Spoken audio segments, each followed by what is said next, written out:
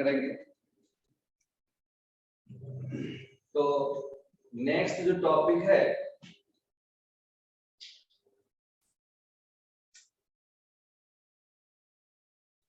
वो है ecology. Ecology, तो इस इकोलॉजी को इन्वायरमेंटल बायोलॉजी भी कहते हैं।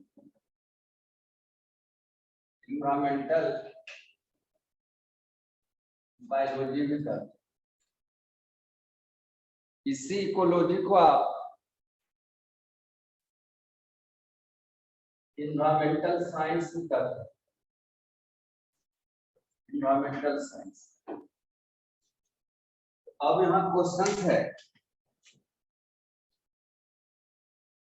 बताने के लिए हम बोले हैं ecology, environmental biology, environmental science एक ही चीज है।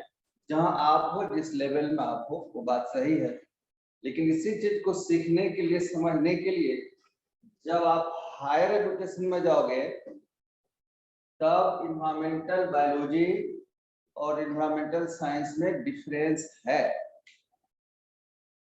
इन्वायरमेंटल बायोलॉजी, इन्वायरमेंटल साइंस में डिफरेंस है, लेकिन बेसिक चीजें को सीख रहे हैं हम लोग, तो इसलिए यहाँ पे बात चल सकती है, मिलता जुलता चीज है।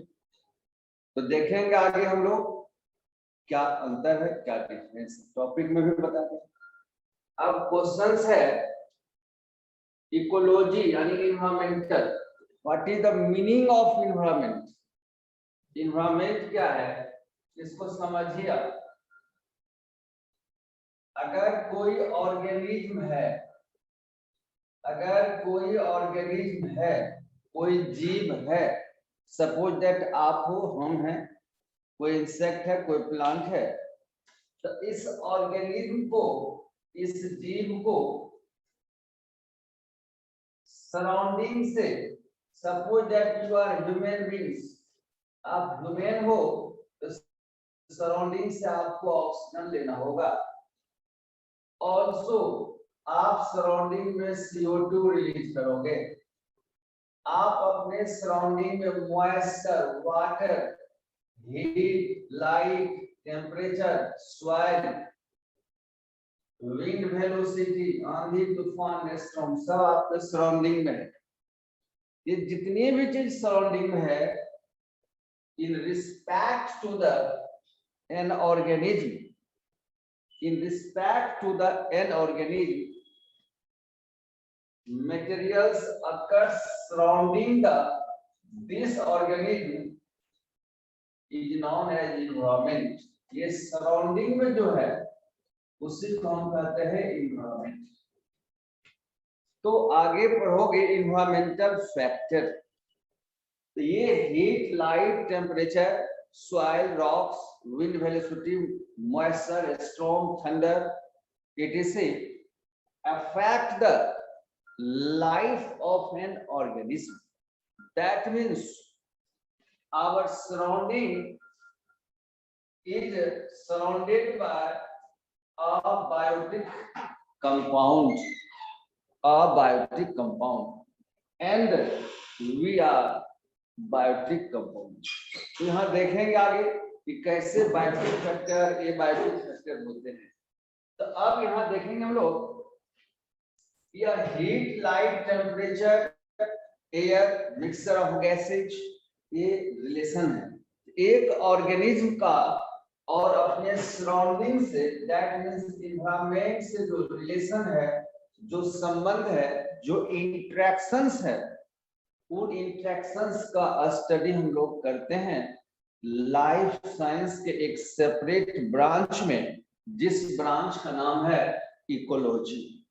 अब आज देखो, बच्चे जब यूजी कर लेते हैं, बीएससी कर लेते हैं जूलॉजी बॉटनी में, और यही बच्चे एमएससी करने आते हैं इन्वायरमेंटल साइंस एंड मैनेजमेंट, तो बिल्कुल ये हट करके हो जाता है आगे चलकर। इन्वायरमेंटल साइंस एंड मैनेजमेंट जो बच्चे करते हैं वह आगे उनका करियर है, क्योंकि कहीं भी जाओगे तो इन्वायरमेंट की बात होगी।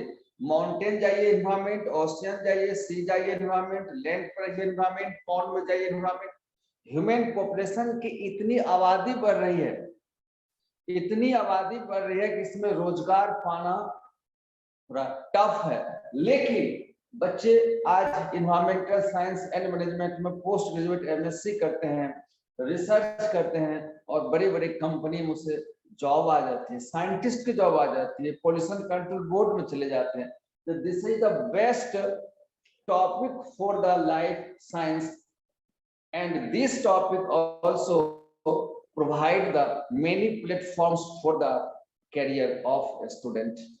तो ये इतनी अच्छी चीजें हैं। और आप जहां भी रहो वहां इन्वायरमेंट की बात होती है। आज कोविड-19 है तो गाइडलाइन होता है कि आप साफ सफाई से रहिए।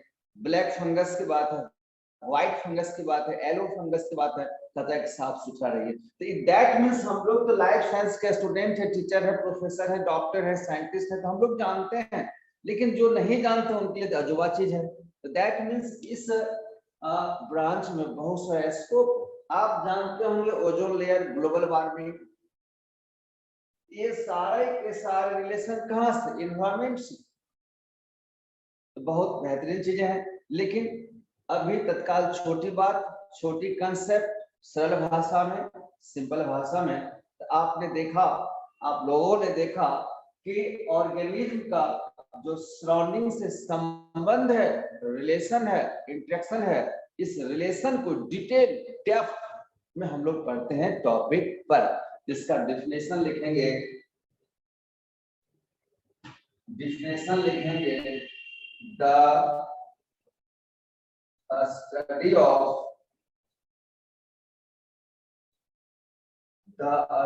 of interactions of an organism and his surrounding surrounding का मतलब environment, ब्रैकेट में लिखेंगे environment। The study of interactions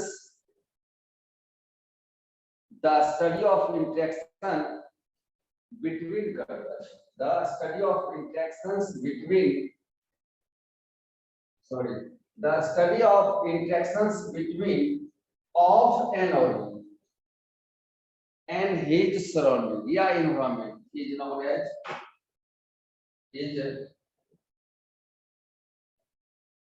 as ecology. जब इकोलॉजी में जाएंगे, आपके लेवल में 12th में सबसे ज्यादा है, यहाँ से नीट में क्वेश्चंस कम से कम 10-12 आते हैं, बर्निंग टॉपिक रहते हैं। इसमें ecological pyramid, energy, pond ecosystem, terrestrial ecosystem, forest ecosystem. इसी में आप पॉल्यूशंस के बारे में पढ़ेंगे, है ना। पॉल्यूशन में water pollution, air pollution, noise pollution, thermal pollution, E pollution, electronic pollution, ये सारी चीज आप यहाँ देखोगे।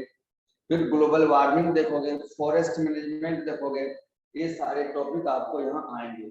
फिर यहाँ पे पॉपुलेशन पढ़ना है, कम्युनिटी पढ़ना है, इंटरेक्शंस पढ़ना है, art selected species, case selected species, इसमें लॉग पढ़िएगा, लॉगरिथम वगैरह है ना, कंसेप्ट है स्पीसीज पे, है ना, लॉजिस्टिक वगैरह, एक्सपोनेंशियल ग्रोथ कर्व वगैरह सारा चीज अगर वहाँ पे बताएंगे।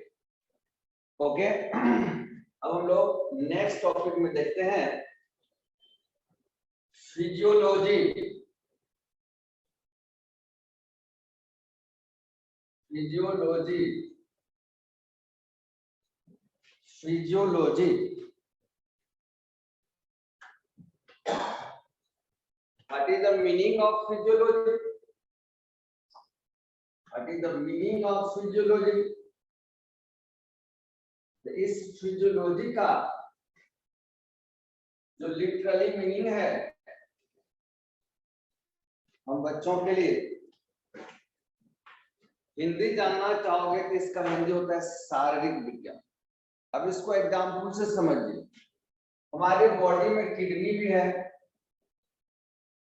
लंग्स भी है, हार्ट भी है, पेंक्रियाज भी है, मसल्स हैं, आईज है, नोज है, प्लांट में भी रूट है, स्टेम है, लीफ है, सारे के सारे ऑर्गन्स। तो अब प्लांट का अगर रूट है, ये रूट है, यह रूट कैसे वर्क करती है? कैसे सॉइल से वाटर को, मिनरल को अपने अंदर ले जाता है, और अपने अंदर ही नहीं, इतना ही देखो ना, ये अपवार्ड डायरेक्शन पूरे प्लांट के बॉडी में एक एक सेल तक पहुंचा देती है, जबकि ग्रेविटेशनल फोर्स नीचे लगता है। Against the gravitational force all materials from the soil, these roots and other organs distributed to the all over the plant body cells। कैसे होता है ये, फंक्शंस कैसे होती है? अब इसमें फ्रूटिंग होती है, फ्लावरिंग होती है, कैसे होती है? इसके साथ ही साथ एक किडनी ह्यूमन का है, कैसे काम करता है? जो भी मेटाबॉलिक वेस्ट मटेरियल हमारी बॉडी में बनता है उसको छान करके, फिल्टर कर करके, और उस गंदगी को जो शरीर के लिए, बॉडी के लिए टॉक्सिकल होता है, उसे बॉडी से बाहर निकाल देते हैं, और ये यूजफुल मटेरियल है again send to the body cells. कैसे काम करती है ये? लंग्स कैसे काम करता है? अभी कोविड-19 में देखे, मैक्सिमम पेशेंट का जो डेथ हुआ है due to the oxygen, due to the lack of oxygen, oxygen की कमी के कारण पेशेंट ज्यादा डेथ हुआ है, ज्यादा पैनिक। तो क्यों भाई? ये लंग्स कैसे काम करेगा? ये लंग्स कैसे फंक्शनल होगा?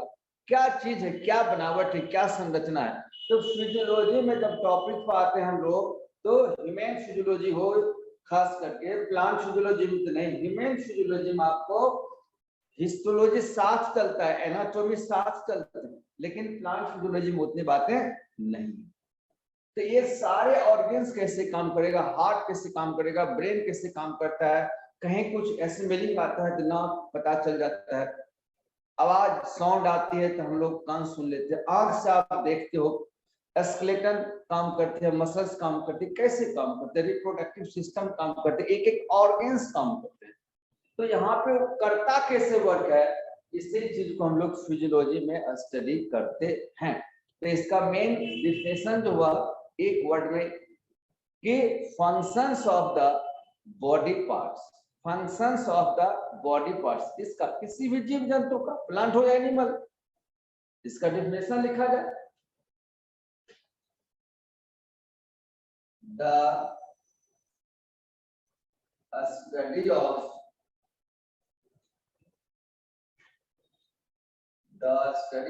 functions of the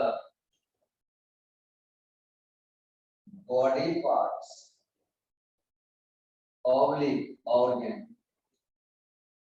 S लगा दो, organs, the study of functions of the body parts या organ of an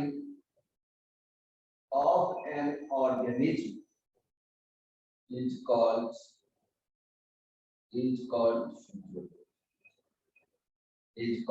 physiology। अब ये फिजियोलॉजी, अगर आप 11th के स्टूडेंट हैं तो आप जब देखोगे एनसीईआरटी का, तो 11th में लिखा हुआ, वहां लिखा हुआ physiology, human physiology and plant physiology, ये दोनों पढ़ना है, प्लांट के केस में भी और ह्यूमन मतलब एनिमल का केस। अब इसी में से बच्चे चले जाएंगे कल मेडिकल कॉलेज में, तो वहां कंप्लीटली ह्यूमन फिजियोलॉजी पढ़ना होगा। यहाँ तो 2-4 टॉपिक हैं, 10-20 पेज में आपका सिलेबस फिनिश हो जाता है। अगर आप ही में से कोई इतने बैठे हुए हैं, हम जो देख रहे हैं, अगर 2-4 भी मेडिकल कॉलेज जाते हैं तो आपको पता चलता है कि यह क्या है ह्यूमन फिजियोलॉजी। किसी भी तरह का प्रॉब्लम होना है ह्यूमन में तो ये बॉडी के ऑर्गेन्स में, बॉडी का ऑर्गेन ही क्या होगा, फंक्शन कम कर दे या ज्यादा कर दे। दैट मीन्स नॉर्मल फंक्शन से क्या होगा, एबनॉर्मल हो जाएंगे, ज्यादा होना भी एबनॉर्मल और कम होना भी एबनॉर्मल। तो इस कंडीशन में डायग्नोसिस करेंगे डॉक्टर, और डायग्नोसिस कैसे करोगे, जब यह depth and detail and well concept आपको आती हो, depth detail and well concept, तब जाके आप एक अच्छे डॉक्टर बनते हैं, अच्छे प्रोफेसर्स बनते हैं, अच्छे साइंटिस्ट बनते हैं। ऐसे काम ना चलेगा। This is the physiology. तो क्लियर हुआ? Hello,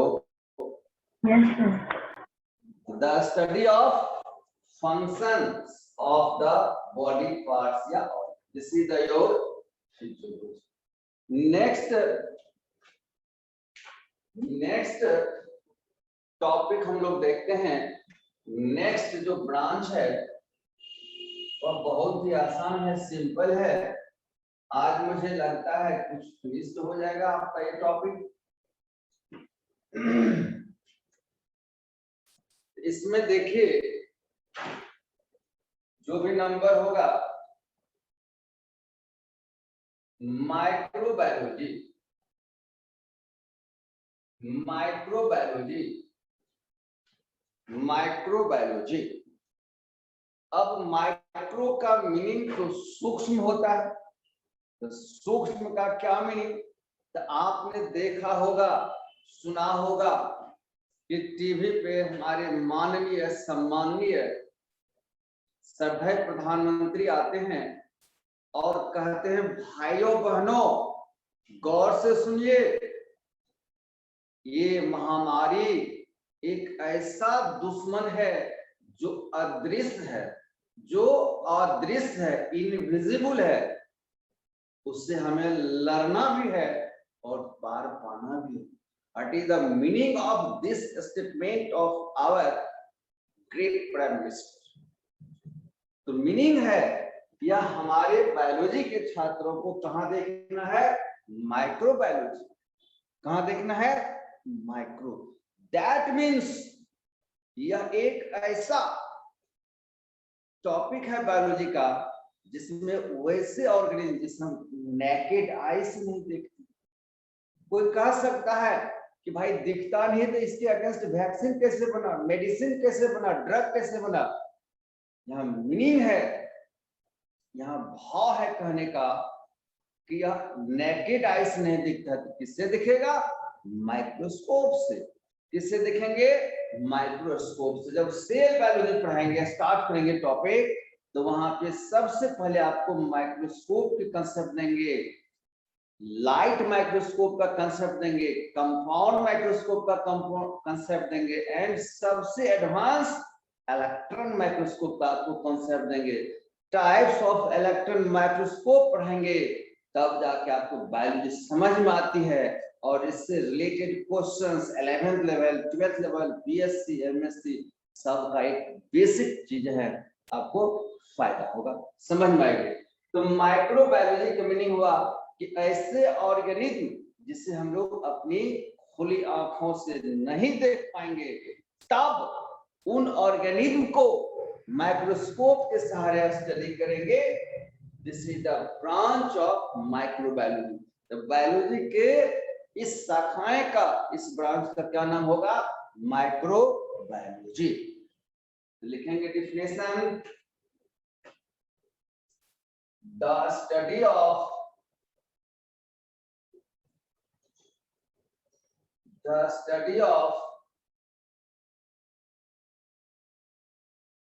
microscopic organism, microscopic organism. और जानिए माइक्रोस्कोपिक ऑर्गेनिज्म के लिए एक टर्म्स आता है, उस ऑर्गेनिज्म को हम लोग कहते हैं माइक्रोब्स। क्या कहेंगे? माइक्रोब्स। ब्रैकेट में आप लिखोगे MICROBS, माइक्रोब्स। वैसे ऑर्गेनिज्म जिसे माइक्रोस्कोप के सहारे स्टडी करते हैं, वैसे सभी तमाम ऑर्गेनिज्म को हम लोग कहेंगे microbes. Microbes. The study of microscopic organism is called microbiology. Microbiology, microbiology. अब इसको दूसरे भी भाषा में कह सकते हैं कि माइक्रोबायोलॉजी में the deals with microscopic organism, the deals with microscopic organism, ये भी बात चलेगी, no problem. The deals with microbes, microbes, इतना भी ख्याल रखोगे तो काम आपका चलेगा। मीनिंग है रटना नहीं, मीनिंग है बातों को समझना, मैकेनिज्म को समझना, क्या कहता है, क्या सेंस है, क्या एसेंस है ना। This is the your definition of microbiology, the study of microscopic organism, that means microbes, is called microbiology. Example, इसमें एग्जाम्पल बैक्टीरिया पढ़ोगे, वायरस, वायरोसेट, वायरोइड्स, बहुत सारे प्रोटोजोअन्स, बहुत सारे फंजाई, यानी ऐसे ऑर्गेनिज्म जिसको हम लोग किससे देखेंगे, माइक्रोस्कोप से, ETC, ETC. This is the definition of microbiology. Next जो ब्रांच है उसको देखिए,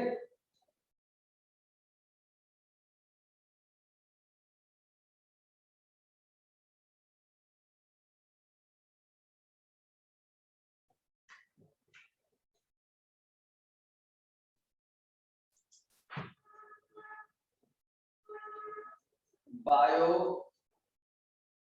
टेक्नोलॉजी, बायोटेक्नोलॉजी, ये भी कमाल का, जैव प्रौद्योगिकी। तो बायोटेक्नोलॉजी को समझाने, डिफिनेशन बताने से पहले एग्जाम्पल्स हम समझाते हैं, वह क्या है देखिए। घर में दही बनता है, एग्जाम्पल नंबर 1, तो सबसे पहले मिल्क यानी दूध को उबाल लिया जाता है, और उबालने के बाद उसे ठंडा होने के लिए छोड़ दिया जाता है। घर में देखोगे उंगली हाथ डाल के आदमी पता करता है कि ठंडा हुआ कि नहीं, सुसुम हुआ है कि नहीं। ये तो घरेलू बात है, लेकिन टेक्निकल टर्म में क्या, तो अब इस मिल्क का टेम्परेचर जब ठंडा होकर के लगभग 40 डिग्री सेल्सियस टेम्परेचर होता है, 40 डिग्री सेल्सियस टेम्परेचर, तब देखो घर में माँ लोग क्या करते हैं, जोरन डालते हैं, जोरन में वही दही डालता है, तो उसमें रहता क्या है, बैक्टीरिया। कौन सा बैक्टीरिया, लैक्टोबैसिलस, है ना, और एक और है स्ट्रेप्टोकोकस, है ना, ये 2 बैक्टीरिया है। तो ये बैक्टीरिया क्या करती है, तो मिल्क में जो प्रोटीन है, मिल्क का प्रोटीन के नाम जानते हैं कृति, अच्छा आप नहीं, इसमें जो प्रोटीन है उसका नाम है केसिन प्रोटीन, केसिन प्रोटीन। अब यह लैक्टोबैसिलस या स्ट्रेप्टोकोकस बैक्टीरिया सर्टेन एंजाइम का सेक्रेशन करेगा, और एंजाइम का सेक्रेशन करने के बाद इस केसिन प्रोटीन यानी मिल्क को कोगुलेट कर देता है, तो यही मिल्क जो है चेंज कर जाएगा, तो उसको हम लोग कहते हैं कर्ड, CURD, यानी यह है कैल्शियम पाराकेसिन, ये कोगुलेट कर दिया, हम लोग कहे कि यह दही है। तो दूध में बहुत सारे मिनरल विटामिन हैं, और वह प्रोटीन है केसिन, सबको ये बैक्टीरिया से एंजाइम निकला, और थोड़ी देर के बाद बैक्टीरिया अपनी नंबर को बढ़ाता है, तो चेंज कर दिया कैल्शियम पाराकेसिन यानी कर्ड। अब एक क्वेश्चन पूछा जाता है कि न्यूट्रिशन के पॉइंट ऑफ व्यू से, यानी न्यूट्रिशन के दृष्टिकोण से ज्यादा बेनिफिशियल, मोर बेनिफिशियल कौन है, ज्यादा लाभदायक कौन है, दूध या फिर दही। तो अब क्या होता है कि पढ़ोगे डाइजेस्टिव सिस्टम में, जैसे जैसे उम्र बढ़ती है तो दूध को पचाने वाला जो एंजाइम होता है रेनिन, RENNIN, और एक रेनिन है RENIN जो कि किडनी से रिलेटेड है, और डबल N जो है वो डाइजेस्टिव सिस्टम से है। तो कहा जाता है कि यह केसिन प्रोटीन को डाइजेस्ट करती है, लेकिन कुछ साइंटिस्ट कहते हैं ह्यूमन बींग्स में रेनिन का सिक्रेशन नहीं होता है, ये गाय के बछड़े के रंग होता है, लेकिन कुछ साइंटिस्ट कहते हैं होता है। तो मान लो होता है, लेकिन साइंटिस्ट कहते हैं कि फिर जैसे जैसे उम्र बड़ी होगी तो रेनिन का सिक्रेशन घटता चला जाता है और इसके जगह पे क्या होता है, दूसरा एंजाइम मिल्क प्रोटीन को डाइजेस्ट करती है। तो ओवरऑल तो कहता है साइंटिस्ट मिल्क जो है कंप्लीटली डाइजेस्ट बॉडी में नहीं होता है, और ऐसे में देखोगे अगर दूध थोड़ा ज्यादा पी लो तो लूज मोशन होता है, दैट मींस डाइजेशन नहीं हुआ। लेकिन दही कितना भी खा लो तो लूज मोशन नहीं होता। इवन कि हम लोगों देखा कि पेट कभी खराब हो, लूज मोशन हो तो लोग दही खाते हैं और ठीक हो जाते हैं। तो मीनिंग क्या है कि अगर कहीं से कोई क्वेश्चन पूछते हैं कि दूध ज्यादा बेनिफिशियल या दही, तो हम लोग कहेंगे दही, मिल्क, क्योंकि यहाँ कंप्लीटली डाइजेशन होता है। अब कोई प्रॉब्लम डिजीज वाले लोग हैं, बीमार हैं, उसको ट्यूबरकुलोसिस है या और कुछ है, तो उनके लिए बात नहीं है, या हेल्दी मैन के लिए बात हो रही है ना, जो नॉर्मल है, फिट हैं, उनके लिए बात हो रही है कि अगर कोई फिट आदमी है, हेल्दी है, तो दूध और दही दोनों में से कौन बेनिफिशियल, तो दही। फर्स्ट एग्जांपल दिया बायोटेक्नोलॉजी का, और टॉपिक पाएंगे तो this is the old biotechnology. Old biotechnology, आप सांवर खाते हो, मसाला, डोसा, इडली, सब बायोटेक्नोलॉजी।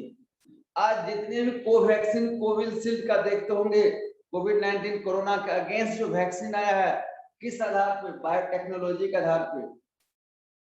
और नेक्स्ट एग्जांपल एक देखो,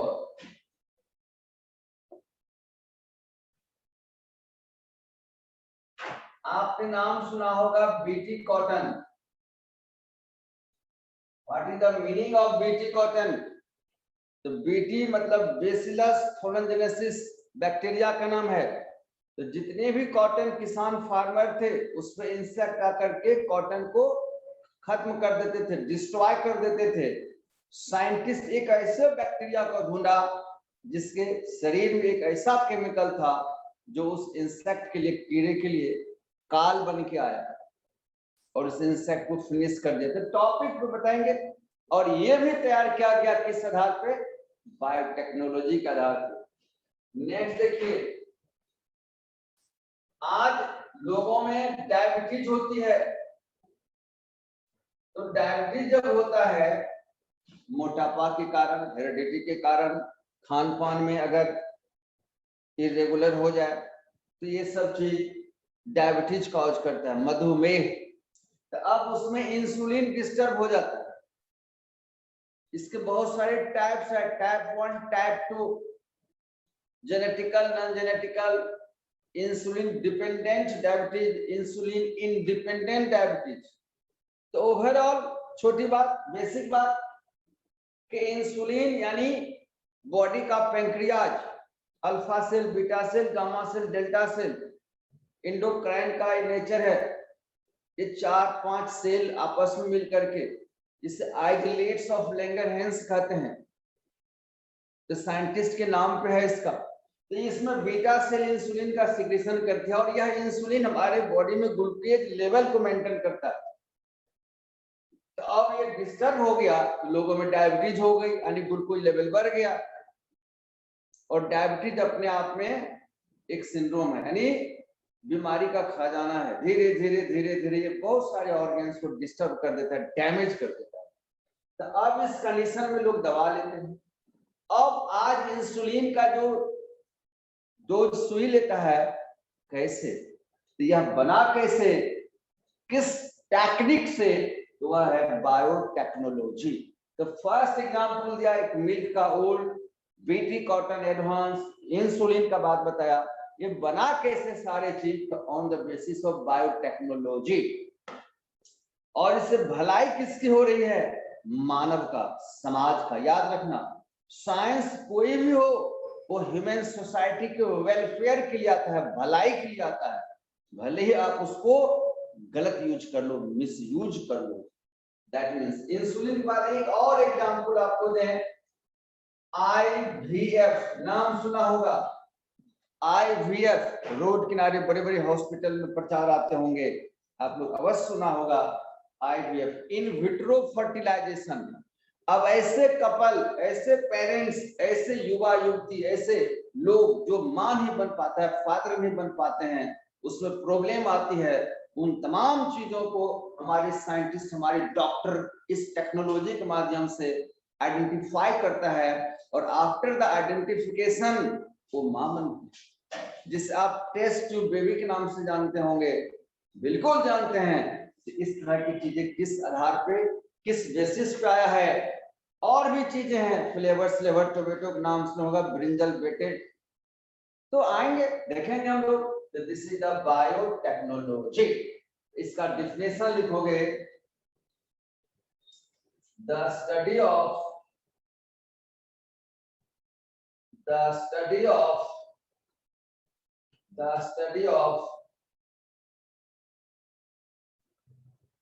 microbes, the study of microbes with technique, the study of microbes with technique for the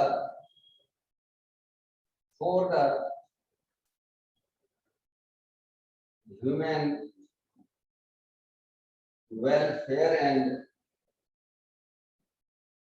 commercial purpose। बहुत सारे डिफिनेशन है, देंगे तो बहुत सारे डिफिनेशन में द स्टडी ऑफ माइक्रोब्स, या कह सकते हैं biotechnology the natural science intact with the technique which is beneficial to the human beings. ये भी डिफिनेशन। तो जैसे समझिए, ओवरऑल इतनी चीजों को समझना है। एंड लास्ट इसमें जो चीजें हैं, एक है disease and health, disease and health. और ये आपको टॉपिक होमवर्क छोड़ के जाते हैं आप लोग, पूछेंगे अगला दिन, what is the meaning of disease and what is the meaning of health. क्या है हेल्थ और क्या है डिजीज। तो इतने टॉपिक ऑफ ब्रांच आज 3 डेज पढ़ाएं, तो आपको बहुत कुछ समझ में आया होगा। अगर जो चीज समझ में नहीं आई होगी, उससे आप अवश्य हमसे पूछेंगे। हर एक चीज का एक्सप्लेनेशन है, सर इतना ही है, उसका फंडामेंटल क्लियर होना चाहिए। और इस फंडामेंटल में कहीं कोई प्रॉब्लम, त्रुटि ना समझ में आया हो, तो फोन के माध्यम से भी आप हमसे टच करोगे, आप लोग पूछोगे, फिर आगे आएंगे, फिर आगे टॉपिक देखेंगे। अभी थोड़ा बीबीसी ही थोड़ा 2-4-5 क्लास और बताएंगे, ताकि ओवरऑल बायोलॉजी को समझने में आपको कहीं से कोई कठिनाई ना हो, प्रॉब्लम ना हो। वह स्टैंडर्ड 11th का हो, 12th का हो, यूजी हो, पीजी हो, बियॉन्ड द पीजी, इतना जानना